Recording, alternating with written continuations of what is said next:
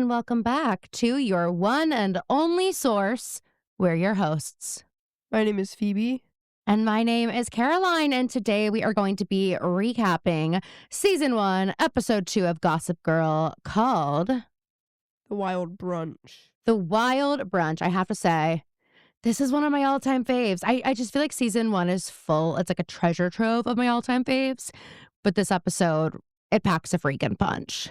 Yeah, really, literally, at times. Oh, literally. Dan is 2 for 2 on punching the heck out of Chuck. I think we kind of figured that out. I think that hasn't been necessary, really, either time. Mainly the first time. Hey, if I'm not mistaken, he did punch him for trying to sexually assault his sister. I know. But I am like, Dan, it's just beginning to look like that wasn't just out of the pure moment. That seems he's like caught maybe the itch.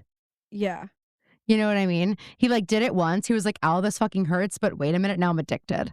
Mm-hmm, you know, they're like, there are some drugs you can't just do once, and actually punching Chuck Bass is top of that freaking list. Seems to be. Well, there isn't a recap. So, guys, we're gonna have to have a serious conversation about it. I'm gonna have a tough time doing recaps if we are not given recaps. Okay, it's the first episode, so I don't think that is a precedent for every single one. I think they just probably didn't give us a recap of the pilot. Okay, if that proves to be the case, that is 100% the case. Okay, I don't remember recaps ever. Well, who's the expert here? You. Yeah. Anyway, I don't have a recap for today, is what I'm saying. You can't even just go off you love making me do this, just go off the cuff. I can't do that right now with the brain fog that I'm suffering at the moment. Oh my God. Oh, what do you have, long COVID? What do you have, long COVID and the brain fog? The freaking flu. I don't know. Sounds like you should have gotten your flu shot. I am sick as a dog. I'll have you know, I don't feel good either. And the blame is 100% on you. I took the blame. When? I don't have a recap. No, I said I'm putting the blame on you because I don't feel good. For the sickness. Yeah, that's fair. Yeah. I'll take it. So now you'd have to take the blame for 2 things. And you know what? I'm sure I'll think of a third as we continue on. I am sure I will. I'm 100% sure. Okay. You are actually seething mad at me today. And I don't know what I did to you. Is anyone else catching the vibe that Phoebe hates my guts? She's staring lasers. I'm not bad at Caroline. Okay, well, you can't be in a bad mood right now. You can't be in a bad mood. That is the number, and you guys know that's actually the number 1 top thing to tell someone who's in a bad mood. Well, looks like you're snapping out of it. It's the beginning of the episode. We gotta it's only the 2nd episode of our podcast ever, so you can't be in a bad mood. Okay, so we start with some really sweet, calming music, sweeping views of New York, as we are used to now, and the sound of Gossip Girl's voice saying, "I bet you're wondering what Gossip Girl's doing up so early. Truth is, I never went to bed. Why waste precious time dreaming when waking life is so much better? Crash! We are prepping the Upper East Side brunch. This is... God, I am just dying to go to this brunch." Me too. It looks so good, and I love watching people chop vegetables. Me too, and they're chopping them fast. We are like fast-paced, high-intensity brunch eaters. That's the vibe they're setting. And Gossip Girl tells us, like, okay, I'm sure you love a lazy Sunday, but that's actually not something we do here on the Upper East Side. Breakfast is brunch, and it comes with champagne, a dress code, and 100 of our closest friends and enemies. So Chuck's dad, Bart Bass, who we're going to meet for the first time in this episode, is hosting the annual brunch for his foundation, and almost everyone in the world is invited. I mean, it's giving 3-tiered silver plates, chocolate-covered strawberries, white tablecloths, like women who are dressed as statues. Painted. Yeah, sorry, dressed is not the word. There's very little dressing on them. Happening. They are fully painted to be like cracked stone figures, and I just have to say that I feel like we could have amped up the makeup budget for this episode if this is what we were going for, because you know the chocolate covered strawberries, their screen time is limited, but these girls, they have scenes and scenes and scenes, and it looks kind of lame to me. I would rather die than do that. Well, I am Okay, then that sucks that I have to be the bearer of bad news because that's actually the Christmas dress code. Yep. I am hosting Christmas this year, and everyone who comes in is required to be wearing a bandage around their top and bottom, but that's it. Midriffs must be exposed and painted taupe with cracks. And no, your butt crack doesn't count, Phoebe. Ew. Oh my God, wait. Did I just expose you for having a butt crack live on air? Oh my God, it's only the second episode I've just told everyone. I don't know. It's probably weird having one. We go to the Humphrey Loft and... Wait, quick question. Do you like smoked salmon? You never had it? I've never had it, but you know that I don't love the flavor of salmon to begin with. Which is crazy. I love salmon, never had smoked salmon, never will. Oh, why? Because of the same reasons Mary Cosby doesn't want to have it? No, what is the reason Mary Cosby doesn't want to have it? Well, she doesn't like the concept of parasites being in her. Well, I guess that doesn't really do it for me, I'll be honest. The concept of parasites isn't like turning me on. But no, I'm like smoked You or don't really raw. like smoked stuff. I don't really know like what's smoked. There's that mom. Mom really doesn't, because like mom bought this amazing blue cheese one time accidentally that was smoked. And it was so good, but mom hated it. The smoky flavor of it. Yeah. I hate like smoky tequila, like mezcal. Get it away from me. Oh, yeah, no, because then it's like I'm just drinking like burned cigar water. Smoke it's so much worse than burned water. I would drink burned water any day over mezcal tequila, and that's actually not a trendy thing of me to say. It's like burned tequila, I guess. Quite literally. No, it's not for me either. And honestly, I don't really like tequila. Wow. Well, it's the healthiest alcohol. Did you know that? Not if you my want decision me, making. Not if you want to see lobe. me outside for longer than an hour, or if you want to see me like not throw up everywhere. Tequila just makes me do things that are just quite frankly not in my nature. Quite frankly not in my nature. I used to like tequila. I have yet to see an Upper East Sider drinking tequila, and you know what? Something tells me that in the months of Serena's life, we haven't seen tequila. There's been a lot involved. of tequila consumption, no, for sure. So anyway, we cut to the Humphrey Loft. Which are you the one who told me last week that Mike calls this the poverty loft? I don't think it was you. That's what they call Ezra's loft. Oh my God. Well, that's what he calls the Brooklyn loft. And it was cracking me up, the poverty loft. So funny. This is definitely that's kind of what they're trying to give us. But like, I'm sorry, it's not, number one. I know that this is like at least like $20,000 a month. And also there's a functional garage door between Jen. And this is also, Caroline and I one time, we talked about this scene once before on the podcast where for some reason, oh wait, maybe it hasn't happened yet. Did I write this down? We're not there yet, but we will be, and I'll point it out when we get there. But anyway, Dan opens the garage door between their rooms to check on Jenny, and he feels she's like, I was fine last night when we got home. I was fine after I took a shower. I was fine after I brushed my teeth, and you brush your teeth. I'm fine. And you can just, and he's like, well, you can talk to someone, all this stuff. And then we talk about, Jenny says, well, I'm okay, but are you okay after what happened with Serena? Because here's what we find out happened. At the end of the night, Serena goes to leave the taxi, and Dan does not get out after her. And he doesn't even try. He literally, like, she goes to get out of the car. She's like, oh, well, this is me. And he literally just turns his head. He's like, it's like, what are you waiting? The cab fare is running. What are you waiting for? Get out of my fucking car. Oh my God. Dan's been so hyper-focused. He's like, if it was up to me, we would have walked home. Like, what are you doing driving up? I think I'm made of money. Oh my God. I know I live in Brooklyn, but I'm not made of money. But like, literally, he just looks at her and is like, doesn't move at all. And then she's like, okay. And she gets out of the car, and Jenny's like, hello, like, go after her. So then he's like, oh, doy. And he tries to go. She slams the car door on his head. Oh my God. And if that wasn't enough. Where's his bruise tomorrow morning? Good question. He actually has a full knot on the top of his head. He should, because I mean, that he hit it hard.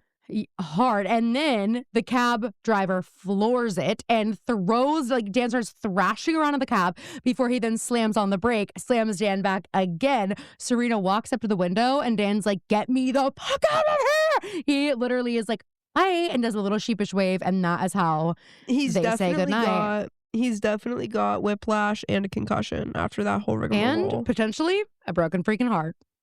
Yes, but not quite. Not quite yet, but and we have to get all these little moments. I'm like, Blake Lively must have been paid by the second, because the amount of like extra scenes we get of her perspective of things that aren't necessarily necessary. This is an example. It's Serena alone on the... I don't believe Serena did this, by the way. I don't believe Serena Vanderwoodson was on the side of the street waving to no one. No, I mean, I don't know, but she does love to be like, that's the Aria in her. She loves to be the girl that's like lost in a moment. You know what I mean? Like, that's true. She's like stuck there. And she's like, maybe Melanie 91 will take a picture of me as I wistfully am like, there goes my lonely boy. You know what I mean? Like everything is sort of for show. She's used to being watched. So it's like, this is just, the lights just haven't gone down on her yet. You know what I mean? Mm-hmm. That is the one thing I think about. Blair is like, I have places to be. I'm a real New Yorker. Serena's like, I'm from Connecticut. No one knows. You know what I mean? What? For a native New Yorker. What is that? What is that? You know that song. What is that song? No one opens the door. I heard you. Can you tell me the name of it? For a native New Yorker. We'll sing it. Native New Yorker. For a native New Yorker. That's how you did it first. And hey guys, by the way, I'm a New Yorker. Here's my life. I re-listened to Wendy Williams' rendition of that song, and low-key, I don't think she had to get voted out. She low-key like sound like she wasn't completely out of pitch. And hey, also, what are you talking about? she sang this song on The Masked Singer as a giant pair of lips. And she kept laughing and ad-libbing. She goes, and here I go. Oh, what on earth? And she sounded good when she did it, not like how I just sounded. And all I'm saying is I do Fishing for compliments much? No. What are you saying? Well, anyway, I just think she sounded good. She sounded okay. She didn't sound good, but she sounded like people acted like she sounded completely bad. Phoebe has got her finger on the pulse of talent. And also her laugh in that is on beat with the song. And now I hear it when I hear the song. Unlike you, I'm not an avid Masked Singer watcher. I love it for you. Just as club. You know who else would definitely love that show? Jenny Humphrey. You think? Yeah, season 1 and 2, Jenny Humphrey is recording The Masked Singer if it's on with Rufus. Like Dancing with the Stars. I mean, she's pretending she doesn't, but she does. Like, I guess that's true. Think about the little J and her private sphere, not her public sphere, okay? Thank you. Right. Anyway, what I like about the beginning of this episode, though, is it goes like Dan and Jenny debrief, and then we come out of the flashback into the Serena and Eric debrief, which is fun. And Serena is in the Ostroff Center, right, with Eric? Yes. And Eric is floored by the wave, and they're trying to like decode what it could mean. Serena's a little bit obsessing, and then jump scare. Okay, whoever directed this episode has a foot fetish. I loved the line when he says, "No guy in the history of ever has ever hated you."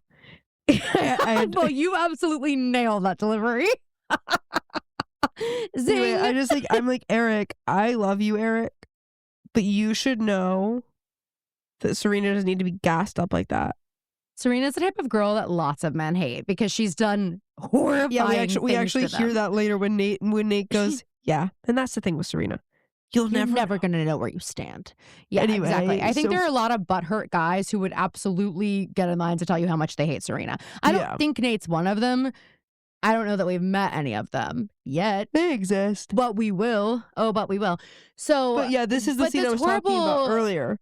Jump scare of Jenny Humphrey's bright red nail polish, toes crossed on her bed. Because we've talked about this before, you and me, on the podcast. I don't remember. I must have blacked it out. And we thank did. God for we that. talked about this scene, and I couldn't remember when it happened. And then when it happened, it was still just as shocking as the first time. This is how you know it's a CW show. This would just never happen on Freeform. First of all, the first shot isn't even enough to give someone the benefit of the doubt. Or it's too much to even give someone the benefit of the doubt is what I mean. Like, it's not like the first shot just has her feet in it. It's not like it's a wide shot and that's how Jenny's laying on the bed. No, her feet are in focus and Dana's not. I can basically see the camera reflection in her bright red nail polish. Like we are so close to those freaking stinkers. And they keep going back to it. And it's like, hey, I'm good. And then later we get the shot of 3 pairs of feet at once. And I was just like, who did this? Who is the foot fetish here? You know what I mean? Anyway, it's just horrible. But so Dan is now like pacing around, freaking out. He's ruined his lifelong dream and this is why of being he and Serena are perfect for each other. Because he's walking around this room. The same exact thing. He's walking around this room like, I'm the guy. I'm the guy who only gets one shot with a girl like that. And it's just like, Dan, you think you are number one so much more interesting than you are. Oh, and number two, sure. It's what makes his like you are. You bother the fuck out of me.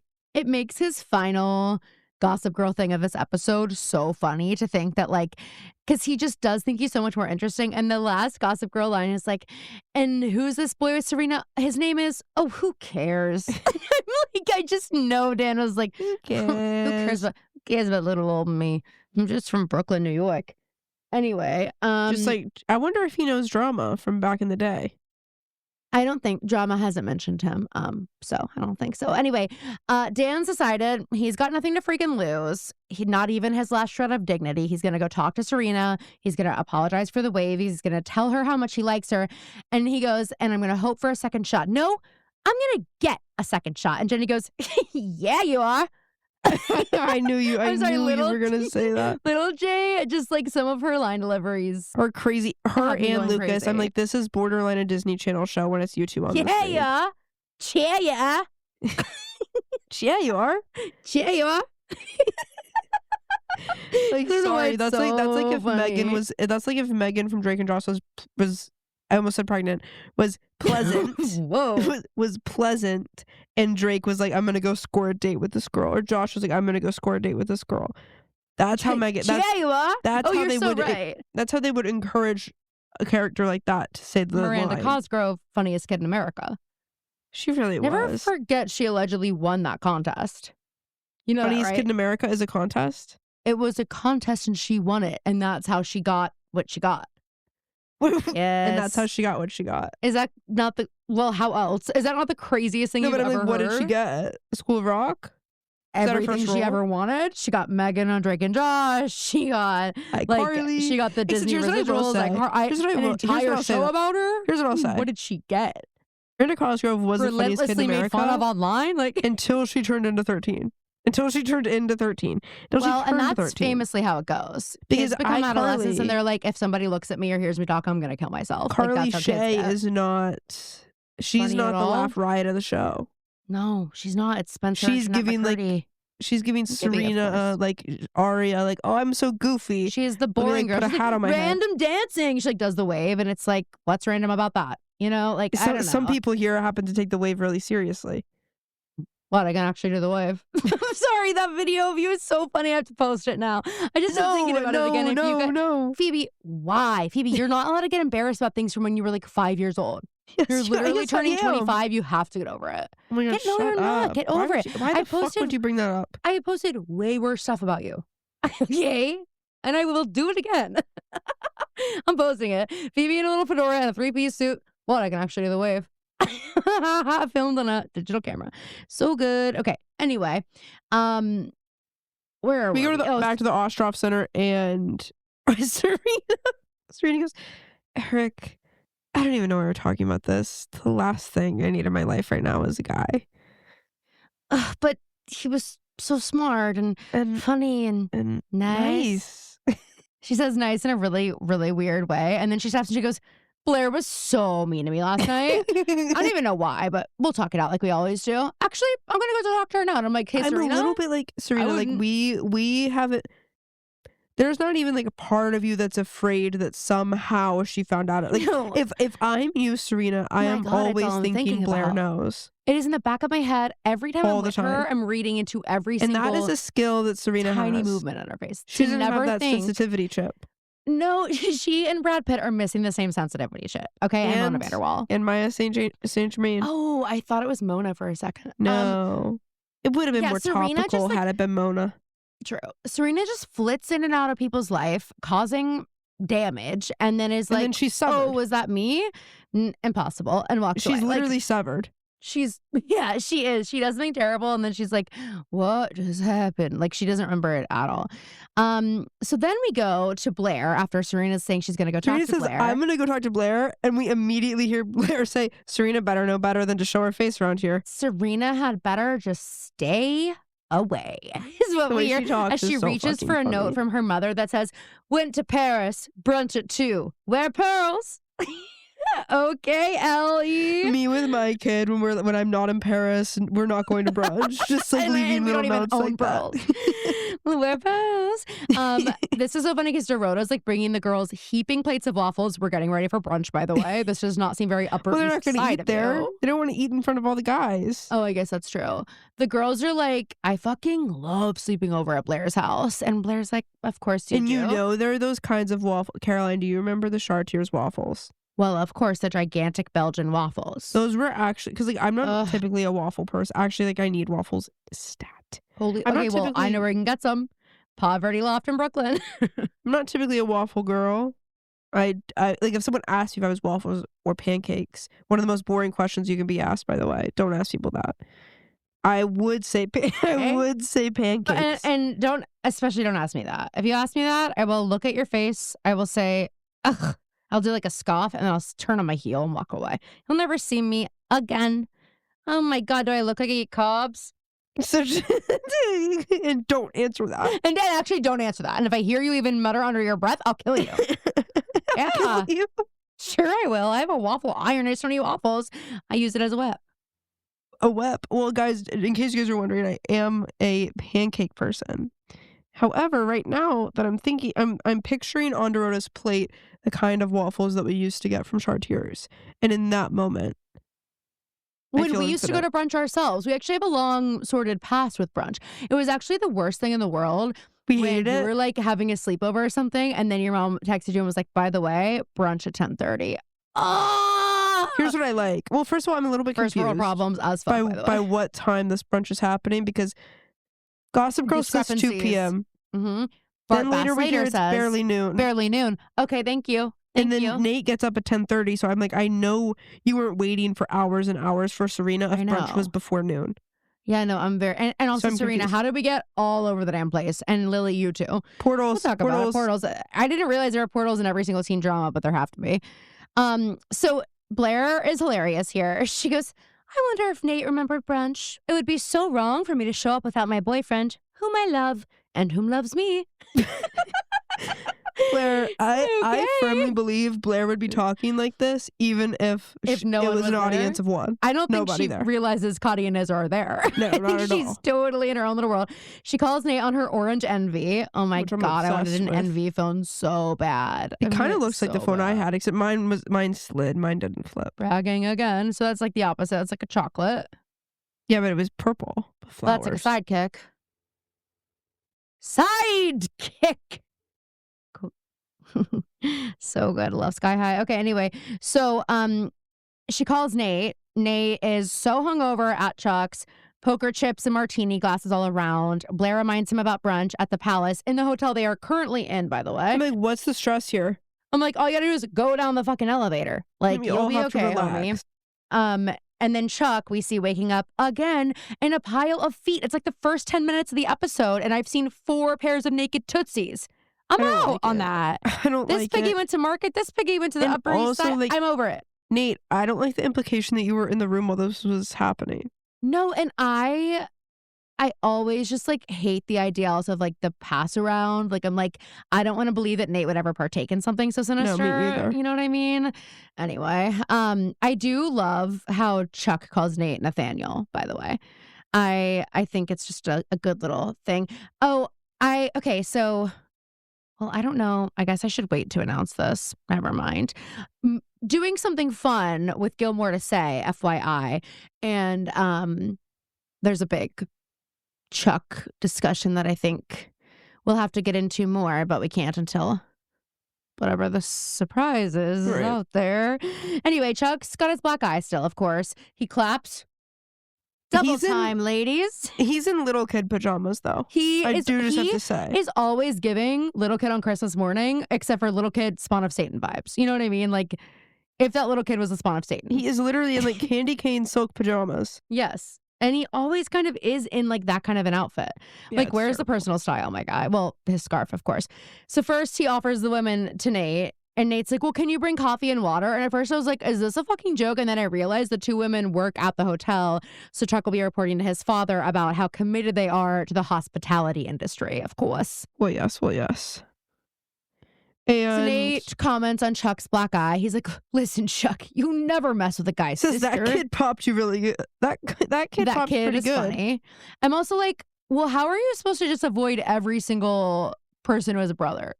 You know, I mean, don't do what Chuck did to literally anybody on earth, but Nate being like, never mess with a guy's sister. Like, you guys don't even know who this fucking dude is, so that's kind of a funny line. And that's what Chuck says. He's like, I didn't fucking know. By the way, while they're having this conversation, Chuck is pouring what I can only hope is still water Pellegrino, not fizzy Pellegrino, into a blender. Same thing, crazy combination. Drops of essential oils. We don't even see him put spinach or fruit in there, but then suddenly he's making a green smoothie. Well, he has green powder that he's putting in it kind of looks like a juicer too, honestly. It's a very weird. Because it has like a little spout. And then he's like a dropper. It's like, I don't want to know what's going on there. Anyway, Chuck's like, well, I'm going to fucking kill him, actually. And Nate goes, oh, because you kill people now? What are you going to do? Strangle him with your scarf? And I love that we're making fun of Chuck's scarf episode 2. They pretty much set the precedent right away. This is going to be, he's going to be the laughing stock of the Upper East Side with this. And Chuck says, don't mock the scarf, Nathaniel. It's my signature. And he says, basically they get to a point where Chuck says, better a black eye than a broken heart. And then Nate says, what? I didn't even say anything about Serena. Oh my God, Nate, you are just constantly blowing your cover like it's fucking exhausting. So Dan, by the way, I need to be keeping a tally on how many brown jackets he owns because he is now changing into yet another also, like, sorry, brown jacket, popped collar. We have to stop with the popped collar. Oh my God. I hate. Brown jacket, popped collar, V-neck, striped V-neck. And as he's walking out, he's like, by the way, Jenny, like, if you need to talk to somebody about Chuck, it's not me. Like, let me know, which is actually very really sweet. Until Jenny's like, actually, yeah, I do need to talk to somebody. Blair Waldorf. So she is like following him out. And on the way out, they pass Rufus, who was coming home and making waffles. That's me. Making waffles. Donkey from Shrek, of course. And he's like, wait, I want to hear about your nights. And they're like, yeah, I'm good. Also, by the way, he's a leather rope choker that is tied in the front. He looks absurd in this episode. Absurd. Shut up and drive. That's the theme. That should have been, I mean, I know no one's shutting up and no one's driving in this episode, but that is the theme song of the episode. Break, screeching, crash. I want to say we are 2 for 2 on episodes with Dan punching somebody, namely Chuck. We're also 2 for 2 on Rihanna playing in the episode. So, like, yeah, let's see. Hello. Can we go 3 for 3? Hello. So Nate calls the palace lobby and asks what room the Vanderwoodsons are in while Serena's calling Blair because she's going to go to her house. Blair is actually deleting all of Serena's calls. So this is going to be a disaster. And we get another Gossip Girl quote. She says, looks like the table's all set. As soon as the guests arrive, we can start dishing. Here's what's on the menu. And we get this like super quick flash through of all our main characters' faces and like a little bit of a preview of what's to come. That was definitely ending with a car crash sound. The teaser that would play right after episodes of TV on the CW. I mean, epic. Epic teaser. I'm hooked. I'm totally freaking hooked. So we go to Serena. Waiting for something good. When did your heart go missing by Rooney? When did your heart go missing? When did your heart go missing? Rooney, this isn't the first time Rooney will be mentioned, and it's not the last time. Well, it is the first time, but it's not the last time. Is what I meant. Was it mentioned last? But it is. It's like a poster in Dan's room. They go to a Rooney concert at some point. I'm like, this band was really hoping Gossip Girl would sign their check to the top. And did it not? For a little bit. I mean, maybe. I feel like this song was everywhere. But because of the show, and then I think they went nowhere. Going nowhere fast. But they were really putting all their eggs... And you know, unfortunately, you can't all be the killers in an episode of the OC. No, it's just the truth. You can't. And you can't be the Pierces in an episode of the Gossip Girl either. Of the Gossip Girl. Serena's looking for her shoes. Her Michelle Paris... her bright green pumps, which I just want to say, I know like she pronounced it Michelle Perry, and I'm sure that she's right. But the subtitle says Michelle Perry, and I'm like, okay, I see through this. But Serena's just like pissed. She hasn't unpacked. She refuses to do that because they're living Lily's in a freaking pissed. hotel, Mom. Yeah, but Yeah. Serena's pissed too. They're both pissed. Yes, but Lily comes in and is like, maybe if you fucking unpacked, you wouldn't have to ask me where every article of your clothing was. And Serena's like, maybe if you could just be fine with the color of our walls at home, we wouldn't be living in a fucking hotel, Mom. And I am confused. Like, okay, were they living here before she left? Because the concierge says at one point, yeah, one time she walked out the door left. and didn't come back for 6 months. Well, and I'm also like, well, she famously was at boarding school for an entire year too, so she's actually left and not come back. Sorry, guys, I'm in that. full Cat Cohen mode this episode. Like, I'm portable. I'm on the go right now. Okay. By that I mean I'm about to open a Diet Coke, but I had to move my computer to do so. Oh, okay. So Serena's like, Mom, I said I go to this brunch. What more do you want from me? And Lily's just so bothered. She's like, you're my party girl. What has gotten into you? This is just not like you. To which Serena replies, maybe it is like me. Maybe you don't know what I'm really like. And this is where Lily Vanderwoodson, although Serena may be an Aria, Lily is certainly not an Ella. Because Lily, her eyes almost roll out of her goddamn head. She goes, oh, okay, tell me. What do you like? It's just like, she's so over Serena's bullshit, and I love it. Where Ella would be like, oh my God, you think I don't even know you? Sit, write me a quick diary entry and let's go through it together. Like, that's how Ella would. Where did you go just now, you know? Yeah, Lily is like a combo of Vivi and, actually she's a combo of everybody but Ella. Yes, true. She's a combo of Ashley, Vivi, and even Pam. Yeah, really just not even a drop of Ella in there. And so then Lily asks about well, except maybe there was at one point in her life. Perhaps. You're right. That's true. But even then, so much cooler. And she realized, than Ella. wait, this lifestyle is not sustainable. This is not for me. Lily asks about the concert, and Serena's like, well, we never got there. We went to the Kiss on the Lips party, and I had this fight with Blair, blah, blah, blah, blah, blah. And she goes, Serena, the more you hide yourself away, the more people think you have something to hide. And Serena goes, coming from someone who's keeping my brother in an institution, hey, Serena, he tried to kill himself. It's the safest place for him. What if he was here, he'd be going to this brunch too. And you've made it clear it's not really a great place if you're like having a tough time mentally, you know? Right. Like, exactly. You'd rather jump out of this window than go. So why the fuck do you think Eric would be better off either here unsupervised and unstable or like going to these kind of events that you yourself hate? Exactly. The hate for Lily Vanderwoodson putting Eric in an institution and being a little bit private about it will never make sense to me. I know. I'm with you 100%. Serena leaves the palace and Dan arrives at the palace. And in the palace lobby, Dan has to approach the same guy as yesterday, which is when he found Serena's phone last episode and was like playing, he thought he was playing Prince Charming, but he forgot he was in his like weird fucking, he forgot he smelled like Brooklyn. And so he forgot we could smell and see the sheen of the Brooklyn water on him. This guy's name is Dexter, and Dan is like still trying to be on his Prince Charming shit. And he's like, hey, is Serena around? And Dexter's like, well, you can wait for her. And he goes, she probably won't be that long, right? Hey, what is it with guys thinking that like everybody should know where everyone's going, how long they're going to be? Shut up. And that's where we get that line where he's like, well, one time she went out and didn't come back for 6 months, but you can sit. So he does. And then Nate is taking the elevator, runs into Lily. And why is he low-key in a tux? Like, is he in a tux later? I just feel like this brunch. No, he was in the tux when he woke up, but he didn't get dressed to go see Serena, which I think is weird. But I guess he doesn't live here. But then whose clothes does he wear to the brunch? Well, I guess we see him and Chuck and him leave. Okay, yeah. So he asks if Serena's there. He's also like, how long is she going to be? Lily Vanderwoodson better keep her fucking mouth shut. She goes, oh, Serena loves you. I think she's always had a little crush on you. Of course, you and Blair are the perfect couple. Like, that's kind of a strange thing to say to a child as an adult. Very, very weird. You know? And so Nate is also going to wait in line Lily behind sees Dan and says, I had a feeling you'd be back. And she says it almost with like a happy smile. Okay, and then I thought Dan the exact same thing. Have a conversation. And he's like, I hope you had a pleasant 21 hours without seeing me. And she goes, I was. Until now. I felt the same way. I was like, okay, Lily, what's with like this little knowing grin you're giving Dan? Like, oh, it's kind of tickling my fancy to see you in the palace lobby. Like, she kind of like seems like she's getting a kick out of it almost. And then she's like, you disgust me. Like, what is this? Like, switch up. It's very weird. And then the opposite happens, I feel like, at their conversation later. Agree. And then we get good guy Nate. Nate looks at him like he's going to square up. And then he's just like, hey, man. And that's just like so Nate Archibald to me. Yeah. gonna have a tough moment. And then he's like, what's up, dude? So Serena gets to Blair's. I think this is the first shot we really get of the Waldorf entryway. And oh my God, is it stunning. The black and white checkered floor, like so gorgeous. We've got this curved, what would you call this? Like a curved staircase coming in. And Blair descends the steps in like essentially lingerie, heels. Like she just looks so fabulous. And I just have to say, like, I know I'm an anti-Serena biatch, but like this scene reads as crazy to me. You showed up here. I know you tried to call her. You tried to get in touch with her, but you didn't. You know Blair is like a busy woman. You brought 2 bone-dry cats, hey, Serena, and Audrey. You know this brunch is happening later.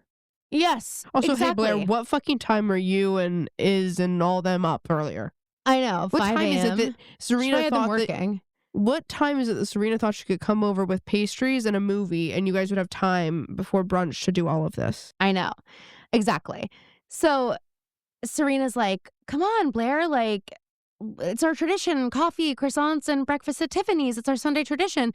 And Blair's like, well, I have new traditions now. And I just want to say, hey, Serena, you kind of broke tradition when you left for a year and didn't tell anybody. Like, why would you assume this is still the Sunday tradition if you guys haven't spoken about it? Also, this doesn't make sense to me when Serena says, it can't be a tradition if it's new. It's like, hey, new since you left 6 months ago. A year ago. There have been like 24 Sundays since then. That's exactly what I'm saying. Like, what do you mean? Like, you think this is still the tradition? Like, have you been showing up every Sunday and no one's just been letting you in? Like, I didn't realize. And Serena like gets pissed off because Blair is fully giving her the silent treatment. And again, like I'm like, at this point, it still hasn't even popped in your head that maybe she knows something you don't want her to know, Serena. Like that's still unfathomable to you. Serena gets pissed off. She breaks the silence. She goes, look, I'm really making an effort here. I thought everything was good between us. And we get this amazing line read from Blair. She goes, it was until I found out you had sex with my boyfriend. Oh, that's so zing, good. Zing, zing, zing.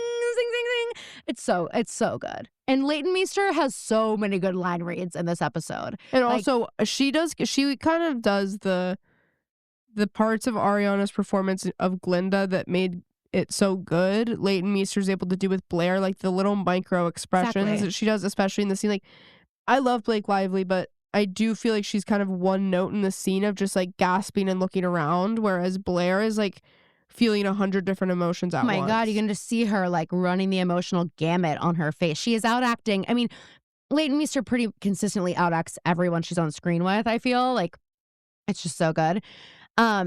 So Serena is completely dumbfounded. She's like, Blair, how did you find that out? I don't know what to say. That was not the thing to say. That was not. Literally, her first thing she says is, how did you find out? That's crazy. It's the first thing you say is, I'm so fucking sorry. And then you do all that, not, who told you? You know what I mean? Like, and then it's like classic when like, I remember I had moments like this in high school where like, where you slept with your best friend's boyfriend? No, bitch. Where I was Blair and someone slept with my, no, I'm just kidding, but like where I would find something out and I'd be like, bitch, I caught you. Like, don't try to get out of this. I fucking caught you. Ho, ho, ho, road warriors. The holidays are almost here, and if you still have some names on your nice list, don't freak. Uncommon Goods makes your holiday shopping stress-free and filled with joy. There are literally thousands of one-of-a-kind gifts, so you can be sure your gifts will make the special people in your life so happy. Uncommon Goods looks for products that are high quality, unique, and often handmade in the U.S. They highlight independent artists and small businesses so your gifts will always feel personal and never rushed or last minute. Like this handmade glass Santa figurine I found, crafted by Tony Chirico. This is the perfect gift to add to my mom's Santa collection. So don't wait. Make this holiday the year you give something truly unforgettable. To get 15% off your next gift, go to uncommongoods.com/prettylittlepodcast. That's uncommongoods.com/prettylittlepodcast for 15% off. Don't miss out on this limited time offer. Uncommon Goods. We're all out of the ordinary. And instead of that person immediately folding and being like, whatever, they suddenly feel like they have a right to be mad at anybody for anything. And they're like, well, who told you I'm so mad at them now? I'm like, actually, girlfriend, get behind me. You don't get to be mad at her because there would never be anything to tell me. They did the right thing. You would want her to tell you, bitch. You know what I'm saying? Like, it just always baffled me. Oh my God. People are so inept socially. And then Serena is like, I don't know what to say. And Blair says, don't bother saying anything at all. And then they stand up and Blair says, I always knew you were a whore, but I never took you for a liar. And I'm like, really? Serena rolls her eyes and I'm like, I knew both of these things about her pretty quickly. I found them out from the get-go. I don't know how. I guess Serena just always like owned her bullshit before. She was like, yeah, that's me, party girl Serena, like whatever. But Serena rolls her eyes and I'm just like, there's no eye roll there. There's actually no opportunity for an eye roll there, girlfriend. So we get another, Blair goes, but you there's do no way see... to fix this. Stay away. You're done here. Yeah, Ooh. So good. But you do see something click in Serena where she's also now done playing nice. It clicked for like, Blair the episode before, but then once we see Serena and Blair talk the next time that they have an actual interaction with each other, we're getting to Serena that we haven't seen yet, but it does seem everybody else is kind of aware of. Yeah, true. And also I feel like Blair is low-key getting like this sick satisfaction out of this because now it's like she has the higher ground. Yeah, she's decided she's okay with it. Or it's okay with Nate. Right. You're back. I thought my like social standing was being threatened. I thought my boyfriend was threatened. And now I have all the chips. Like I am in the best possible position. Or at least that's how she has to like look at it to protect herself from how bad that actually fucking hurts. So Jenny now appears at Blair's house uninvited. Poor Blair. I'm like, who is letting all these people She's probably in the middle. in? Oh my God, imagine. This is actually the worst. Like, imagine she fully was about to take her, like, robe off and everything, get in the shower, and she cut, like, and then it's happened twice now. Traipses in. Little Jay's like, Blair? Imagine it happened with Serena, and then she has to come down, and then it happens with Jenny, and she has to come down. And look at what she's wearing. I mean, it takes a minute to get in this outfit. Exactly, oh my God. So Blair comes out. What do you want? Jenny's actually here just to return Blair's calligraphy materials. I'm like, of course, Blair had calligraphy materials and that's what she supplied Jenny with. But I'm sorry, why is this kind of sweet? Because last episode, Jenny's like, oh yeah, some girl in my calligraphy class, my art class, said that saw my calligraphy and thought it was really good and said that if I addressed all the envelopes, I could have one. Why is it kind of cute that Blair's like in that class and like noticed Jenny's calligraphy and was like, hey, like why? I don't know why that kind of like warms my heart. Yeah, that's true. That's true. Am I grasping at straws here? No. But you do love to dig deep with Blair and find the things that you could love about her. Some of us don't have to dig that deep to find things to love about Blair. No, it wasn't. I just am noticing things I never noticed. So then Blair's like, oh, you want to know what Chuck Bass is saying about you. And we do get a line here that sort of like admits, it's like the show admitting that they know what happened last episode was like not okay. You know what I mean? Because that is the thing, is it's like almost the way that we had to do with Ezra, where it's like, okay, well, you kind of have to get on board with Ezra because if you don't, you're going to have a very unfulfilling watch. You kind of have to like start thinking of like episode 1 Chuck as like kind of a different person, or you're just never going to like just episode 1. There. Well, mostly, I mean, I don't know. He's obviously a bad, like does a lot of bad things, but like in terms of like for me, it's like unforgivable to like sexually assault somebody. Yeah. And that's not really happening like in the rest of the show. I guess that's true. So it's like the things that he does are still bad, but it's like, it's not like him trying to sexually assault 2 people in one episode. And we know, like, because the writer said he was supposed to be all bad. And then we had to like figure out, you have to like find a way to root for him and Blair, you know? Right, just like you have to find a way to root for Arya and Ezra, or you feel like you do. Yeah. Anyway, so what Blair says though is that Chuck likes to brag about his conquests, not his victims. So not much word on the street about little Jay. They go up. Blair decides that she's gonna let Jenny help her get ready for brunch, and they start walking up the stairs. And Jenny says, "Nice flowers," and Blair says, "They're hydrangeas." They're hydrangeas. I love that response. It's so funny because it's almost implying to little Jay, sweet little Jay, who probably doesn't really even know what hydrangeas are. Yeah. That hydrangeas aren't flowers. Well, I know it is like because it's not like they're Blair's favorite flower. We know she loves a peony. And also there are other flowers in the Yes. bouquet. It's not like we see just a bouquet of just hydrangeas. It's like, well, one thing I will say is that so there are clover hydrangeas, which are green, and those are like the rarest ones and they're the most expensive ones. So I'm like, it could have been a little bit of like, I'm sure you didn't even realize those were hydrangeas. Wait, those are not the hydrangeas. prettiest hydrangeas. I agree. I think blue ones are the prettiest. Yeah. But the green ones are like the rarest. Or the I most used to think green expensive. ones turned into the other ones. Like I know I used to too. If you go to Trader Joe's and they have clover hydrangeas, you'll notice they put like 2 stalks of them in the thing and it'll be like, $8 or $10 or something. Whereas like if you want blue or white hydrangeas, they'll like stuff it and it'll be like $7 or something. They're a lot more expensive. And I think it's almost like one of those things where it's like, sometimes the more understated things are like the wealthy people like those the most, and that's actually like signaling, you know what I mean? Where it's like, even though to me, I'm like, those look like they're like not ripe, you know what I mean? But to those who know, it's almost like a status symbol. And so I feel like that's what's happening here. Like she's been sizing Jenny up. She's like, I can shape you, I can train you. Those are hydrangeas, but you didn't know. And I don't know. It's an interesting line. It really is. And there's so many ways you could look at it, but it's a hilarious response. I would love to talk to a writer and be like, what did you mean by that? Because it like is interesting to me. Okay, Lily's so fucking funny. Lily coming out of this cab, putting on massive, almost like clout goggle-ish glasses with her ivory outfit, meeting Rufus yet again. And she goes, just coffee. I'm not staying long. I'd like to get out of here before somebody throws me down and tattoos me. I'm sorry, that's so fucking, especially because she has a bunch of tattoos. That is Pam. That's Pam Fields with the quip of Vivi Hastings. Yes, it is. With the style of Ashley Merritt. Maybe that's what it is. It's like the pieces of each of them. Yeah, it's just so, and it's also funny because it's like, she's like secretly loving that she has excuses to come to Brooklyn and like revisit who she was. You know what I mean? Yeah. Like, oh, I'm almost anonymous here. Like, you know what I mean? I feel like she like has that vibe. Like she's always got a little smirk. Yeah. And Rufus she always has Brooklyn, Lil, not the Warped Tour, which is also funny. Did you ever go to the Warped Tour?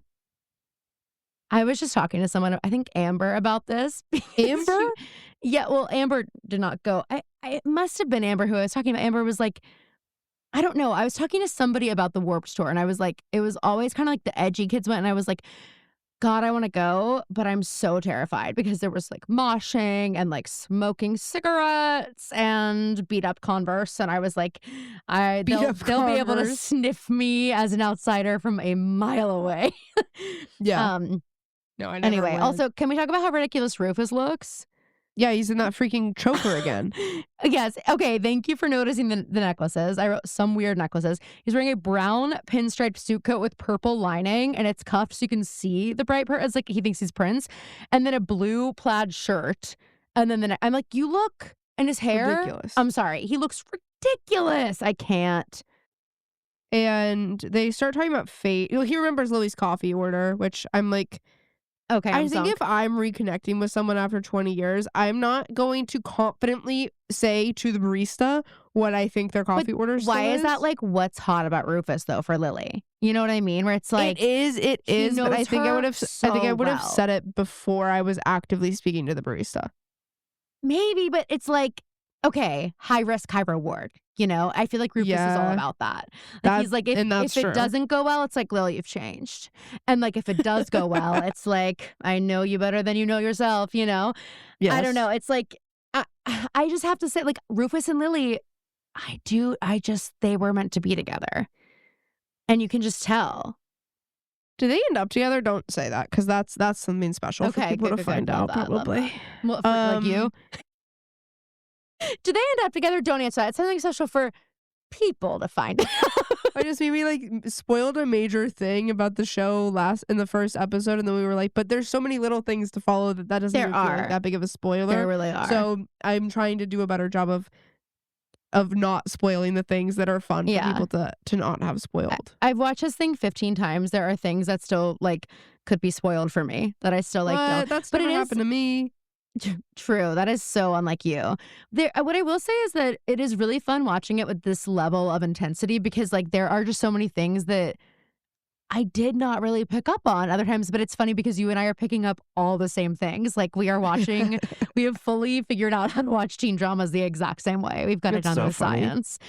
So, but what's funny is that Lily has called him for coffee. Lily initiated this meeting because there is, quote, an emergency.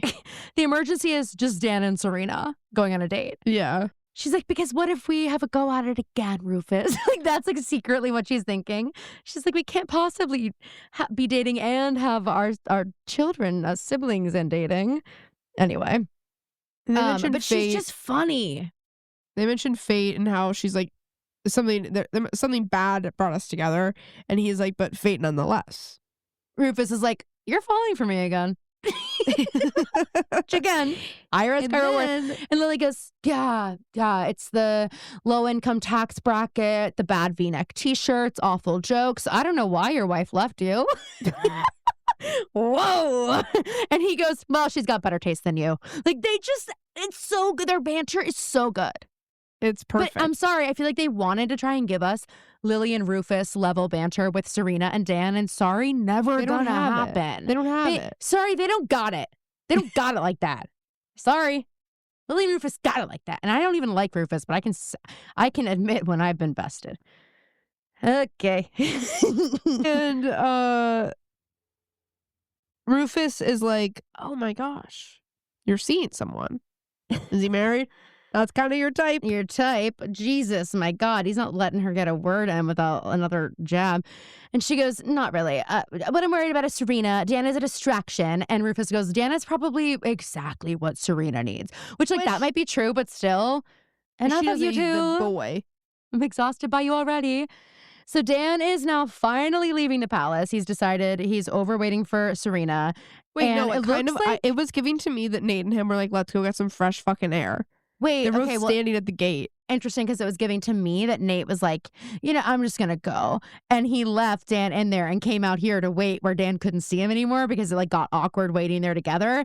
And now Dan was like, okay, fine, I'm going to go too. And comes out and finds that Nate is actually still waiting there for Serena, just not in there. I like that better. It could be either. I thought they were just out there.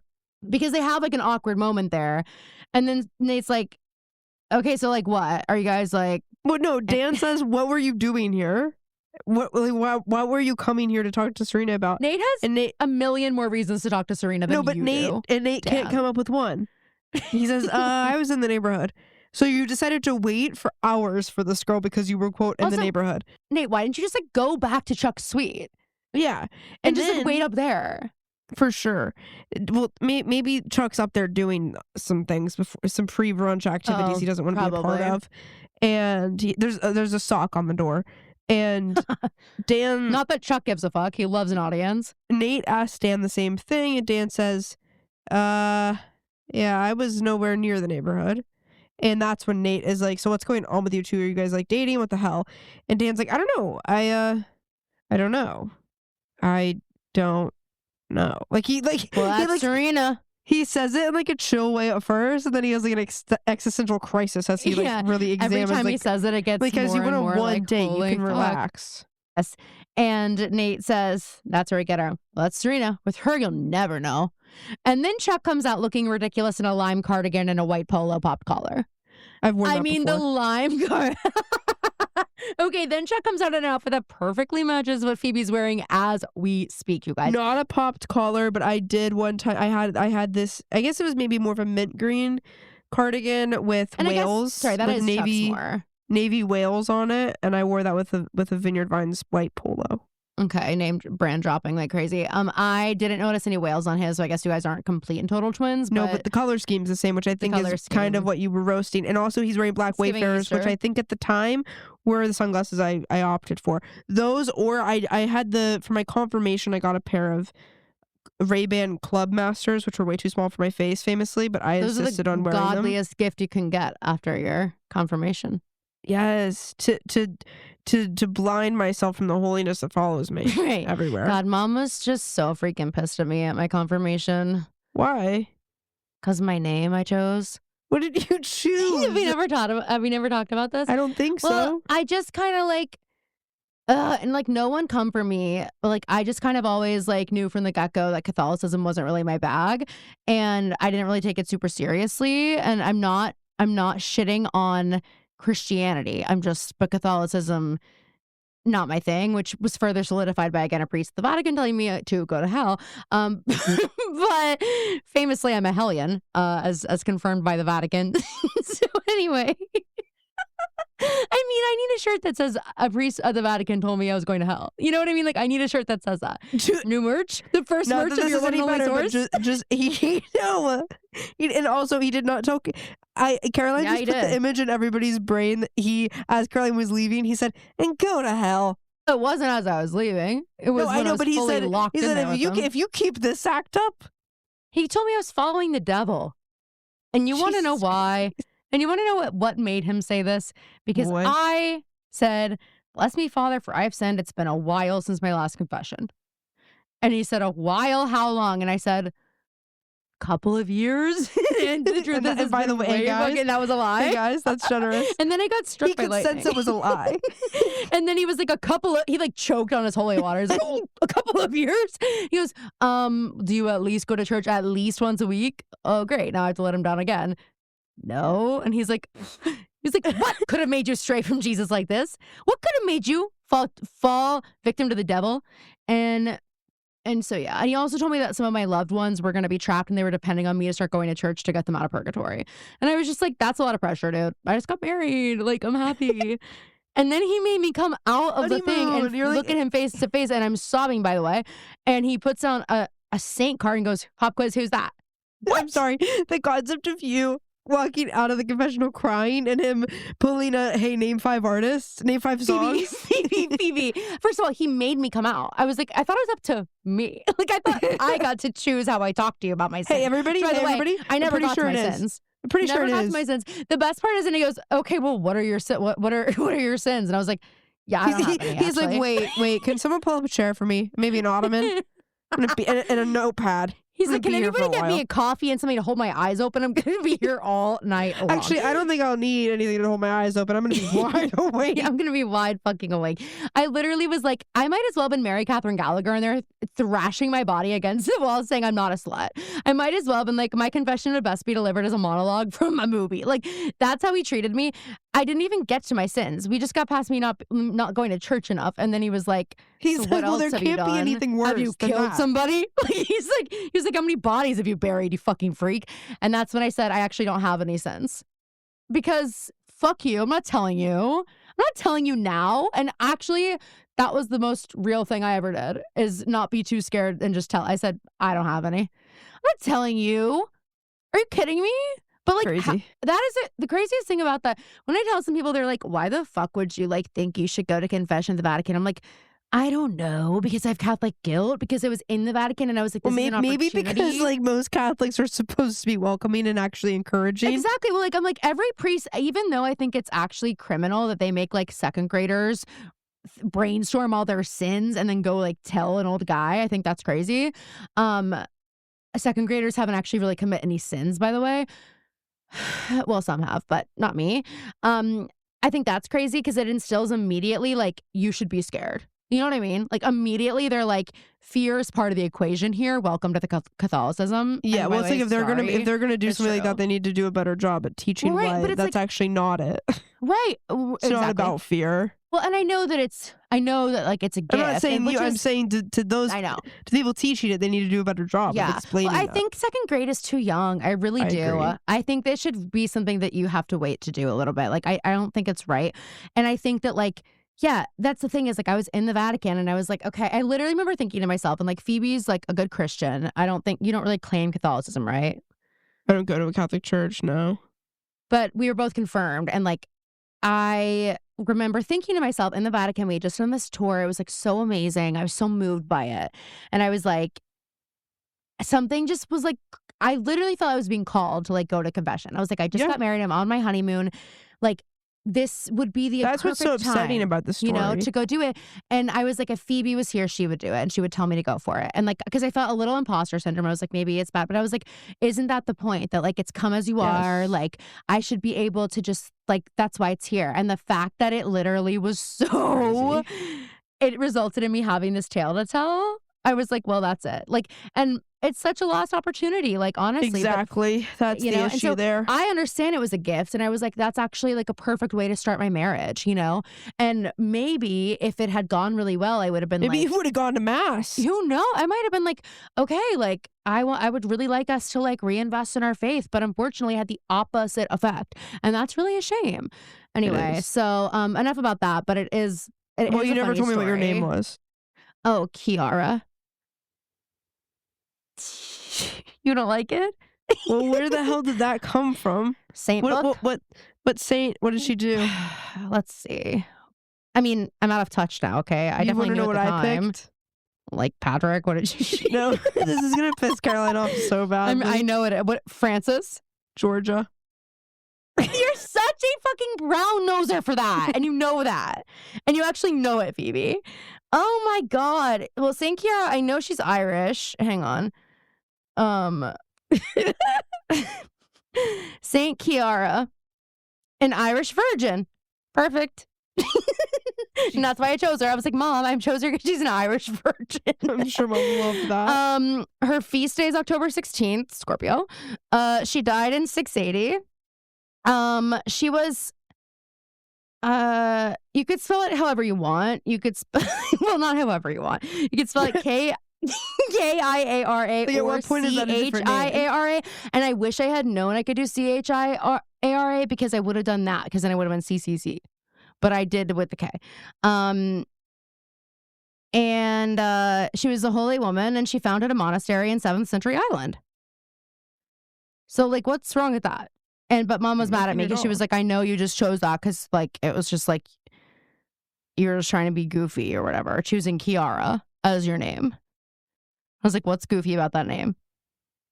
Literally for my confirmation name, what's goofy? But it was like, I wasn't really, but then I was like, oh, she's Irish. That's actually perfect. Okay, so back to the show. Thank you for going to church with us, you guys. Okay, so blah, blah, blah. Chuck is looking ridiculous is the point. He's dressed for Easter Sunday. He's dressed for Confession of the Vatican. And Nate, this is where like good guy Nate can't help but be it. He does not want Chuck to see Dan. He like, even though he and Dan are both here to like vie for the same girl. It's like you're outside. You're talking to a neighbor that you know your dog doesn't like. Or that riles your dog up. Your dog comes to the door. Your dog.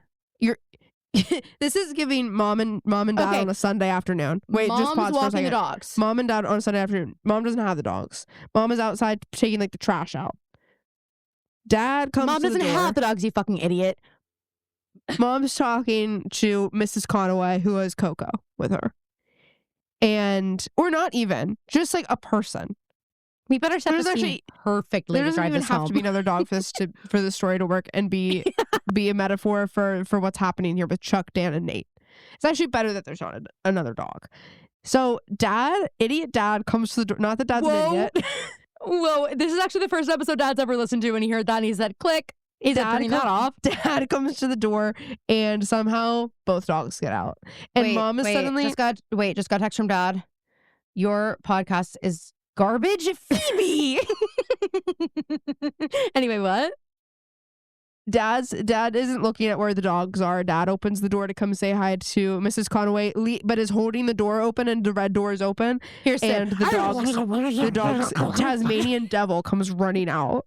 And now suddenly Mom is Nate Archibald in the situation, having to hold Chuck back from Mrs. Conaway / Don't Nate. say Chuck because people are going to think my dog is in here because we mentioned dogs. No, but I'm saying Chuck like Bass, she means. In this situation, Sid is Chuck, Mom is Nate. Okay. Mrs. Conaway is Dan. The amount of saliva I have to generate and hold in my mouth so that I can gargle it around to make that noise. I don't even think Sid's doing that. Like, I think if Sid is able to just like move his jaw around in a way that makes that noise.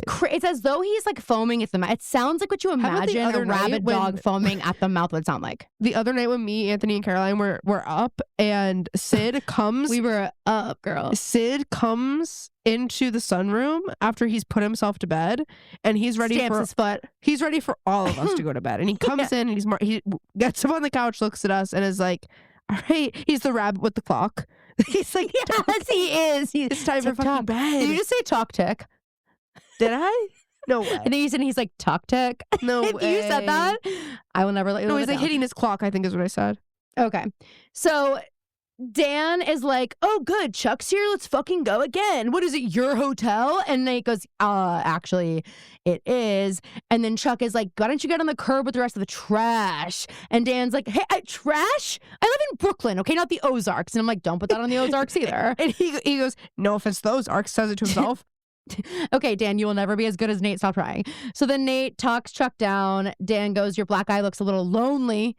Again, he's addicted to punch people in the face right Dan, now. like, and Nate and Chuck leave. I bet Nate is like, wait, why am I even helping you if you're going to say shit like that? Yeah, exactly. Nate turns around and is like, wait a minute, let's fucking tag team this motherfucker. Yeah, exactly. So Blair is trying on the blue dress her mother left for her for brunch. And Jenny is just, I mean, chill. Girl, this is Hannah Marin blue. They love putting Hannah Marin in this blue. Yeah, like a super royal, bright. Jenny's blue. like, oh, that is the most beautiful dress I've ever seen in person. Oh my God, Blair, you look beautiful. Like, Jenny can't get over it. And Blair's like, it's fucking average. Takes it off, full lingerie underneath. Like, okay. I was like, and this is how a 16-year-old girl dresses to go to bed. It kills me. And that's what Caroline believed. Under Caroline's junior year, first day of school outfit, full Blair Waldorf Might as well. I'm wearing underwear with ruffles that are like making my romper stick out, but okay. It's what you're supposed to wear.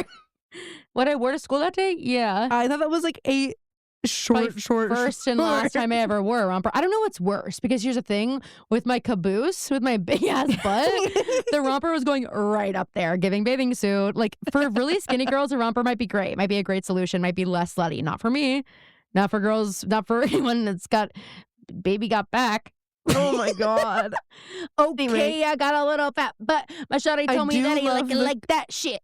I do love the concept that Blair, who is still a virgin and like is scared to have sex, is walking around her house in full lingerie. Well, is that not exactly the irony of it? She's signaling so much that she's something that she's just not. She's also got dolls on the bed for some fucking reason. But then she brings that up later to Serena, that like sex actually matters to some of us, which is like, well, but I think she, like with Serena's the one person she's never been able to be that person with. Like, Serena sees right through who Blair is. So Blair's got dolls. Jenny picks up a Cabbage Patch Kid doll, and Jenny commits the ultimate sin. She goes, oh my God, my brother used to have one of these. His name was Cedric. And Blair's like, your brother's name is Cedric? And she goes, no, his Cabbage Patch doll's name was Cedric. My brother's name is Dan. And this is when Blair realizes, oh my God, your brother went out with Serena last night. She fully can't hide that she's shocked. And then she's like, opportunity. Are you friends with Serena? And Jenny, well, I don't have a problem with her. But if someone did have a problem with her, I wouldn't have a problem with that either. And Blair's like, okay, cool. Well, actually, why don't you have the dress that I just insulted? Why don't you actually take that? It would look much better on you. You've got a Hannah Marin vibe to you. And I'm sure you'll find some way to repay me. And Jenny thanks her. And she's like, thanks for the dress and the other thing. I'm like, Blair didn't really give you any real advice with Chuck. But Blair goes, look, if you want to be part of this world, Jenny, people will talk. And you need to decide if all of this is worth it. Ooh. Yikes. We go to the palace. So Dan, go the fuck home. Dan, go to Brooklyn challenge. He's tracing the circular stone steppings in the courtyard at the palace. And Serena and him literally run into each other as he's embarrassing the fuck out of himself. I have to say too, we didn't mention Serena's outfit, but this is one of her like iconic, what the fuck are you wearing? It gives like something. It's in the spirit of something I would have worn in college and mom would have hated. I wouldn't have worn exactly this, but it was like the idea of nothing matching couldn't be chicer to me. She's wearing like Daisy Duke jean shorts, over the knee black suede boots, a like peplum style white floral like tank with a brown cardigan over it, hair super messy, humongous bag, humongous Hannah Marin style bag. Yes. Crazy. Dan goes, I was in the neighborhood, give or take 70 blocks. And she's like, oh, this is what I love about you, you fucking dork. And they apologize, and like they're gonna go get food or something until Lily Vanderwoodson walks up and overhears Serena goes, she's I'm starving. Good. It's time for brunch. Ooh, Dan's still here. So Dan is Serena, the key to get Serena to brunch. Lily soon realizes, so that means 3 musketeers, 3 amigos. Lily Vanderwoodson, Serena Vanderwoodson, and Dan Humphrey. Humphrey? I was hoping you would just fucking let it go. I never will, I never will, I never will. Joss Stone starts playing, and I think it's a good time to mention that our mom had a real obsession with Joss Stone growing up. I need a little loving at least 2 times a day. So when you call me, boy, better run out of the way. When mom would like go through her phases with music, it would be so funny. Addicted to their man. I love that part. If I could do the things I want to you, you'll be changing all your plans. I won't say now. I won't say yeah. I won't say so say. I know what you're thinking, babe, so tell me, babe. Tell me how you feel. That is mom's favorite song of this time. And mom used to go, goo. Mom used to go, goo. You sound like Joss Stone. I need a little loving. Every single note has that. Anyway, here we get the people painted as statues. We're getting the lay of the land at brunch. Everyone's wearing like white and yellow. I remember loving Serena's dress here. She's wearing like this white, like, I want to call this a pinafore style, but like the truth is, what is a pinafore style? We don't have any clothes in that hotel room that belong to Mr. Eric. That Dan could have put Dan in. Well, he's in his nicest brown jacket, so yeah, brown. No, but this is what Serena's like, Mom, and don't even think about touching a hair on his head. He's perfect. That's what she said to Lily. Don't even. I love this about him. I love what he looks like. Dan, you're perfect. I'll wear this stupid thing, but I'm not ironing it. No way. I'm not ironing this, Mom. I like it wrinkled. Okay, we're imperfectly perfect. That's what she says to Dan. But I did love her dress. It's like this white dress with sequins and floral embroidery. Blair's horrified. And Gossip Girl says, looks like Chuck and Blair showed up with quite an appetite. For destruction, that is. And then they walk right into the fucking camera. And then the music starts to warp. And like, not even like, it's not even like they split the camera. Penn Badgley walks straight into the camera and stops. Yes. And they didn't like edit it in a way where I think it looks smooth at all. Okay, well, I'm writing a letter. We're back at the loft. Rufus is playing guitar, and okay, it's funny that Dad was like well, I hate to say this because Daddy Hastings is like one of the most evil characters in Pretty Little Liars, that we were always like, Daddy Hastings is on his Chris Connell vibe. Sorry, Rufus is Dad's other half. Yes. Inside every man are 2 wolves. Peter Hastings and Rufus Humphrey. Meanwhile, Wayne Fields is actually in the military, and so was our father, and we haven't even given, like, yeah, nah. There's a little bit of Wayne in him, but Wayne was way too serious. Wayne was way too, like, Batman, Bruce Wayne vibes. Wayne, he'd be like, Emily, there is nothing I wouldn't do for you. Yeah. And I hope you know that. As much as Dad might mean that might be true. I've never heard him say it. Not in that tone. No, but also, Wayne's like, too, like, my little girl. Like, Dad's like, you're not a little girl, okay? You're a full-grown adult woman. And you have you have a job. And you need to be serious. It's time to get serious. Less of a Marilyn, more of a Jackie. Okay? Sort of. Never mind, just kidding. You know, it was so cute. Came down with my no makeup on Thanksgiving. Dad goes, you still look pretty. You still look pretty is so cute. Wasn't that so cute? Did you hear that? Wait, guys, nothing beats KK at dinner. It's clear she's been thinking this all night. Caroline looks at her, they have like a sweet little moment, and KK goes, wait, can I just say it? Because I'm going to get this delivery perfect with what she said, because it's crucial. Well, I had taken a nap. I left my makeup on because I was like, it's more work than it's worth to like take the makeup off, because then I'm going to want to redo it, you know? So it's just like, I'm not doing it, whatever. Everyone knows what I was doing today.